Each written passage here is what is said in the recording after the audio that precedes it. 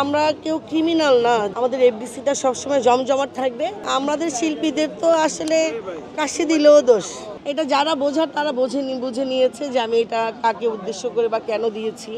আমাদের শিল্পীরা সবাই কাজ করতে পারবে, আমাদের এফডিসিটা সবসময় জমজমাট থাকবে, এইটাই তো। আমি ওইটাই বললাম যে আসলে এখানে তো আমরা কেউ ক্রিমিনাল না যে আসলে এত প্রশাসন থাকতে হবে। এখনকার কি রুলস, সেই রুলস অনুযায়ী হয়তো বা এটা আসলে ওনারা এনেছে সেটা। তো এই বাইরের মানুষের এই আনাগোনাটা নেই, প্রশাসন আছে বিধায় এটা হয়েছে।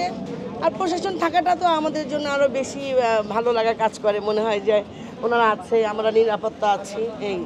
এইটা আসলে আমাদের শিল্পীদের তো আসলে কাশি দিলেও দোষ, অথচ বাইরে তো অনেক কিছুই হচ্ছে, সেগুলো কিন্তু কেউ জানে না। আলহামদুলিল্লাহ, আমি আগেও বলেছি এখনও বলি, আলহামদুলিল্লাহ আল্লাহর রহমতে অনেক ভালো আছি।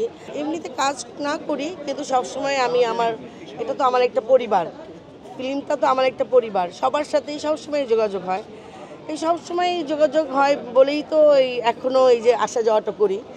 যখনই কোনো পার্টি টাটি হয়, কোনো অনুষ্ঠান হয়, কোনো মিটিং হয়, সব কিছুতেই আমি অ্যাটেন্ড করি। এটা তো গোলাগুলি বললে তো আমি তখনই বলতে পারতাম। এটা যারা বোঝার তারা বুঝে নিয়েছে যে আমি এটা কাকে উদ্দেশ্য করে বা কেন দিয়েছি। আমি এটার সদস্য, আমি সদস্য, ঠিক আছে। আমি শিল্পী সমিতির সদস্য, অনেকেই সদস্য হতে পারে, কিন্তু আগে ভাবতে হবে যে আমি যেটা করব আমি এটার কার্যক্রম করতে পারবো কিনা।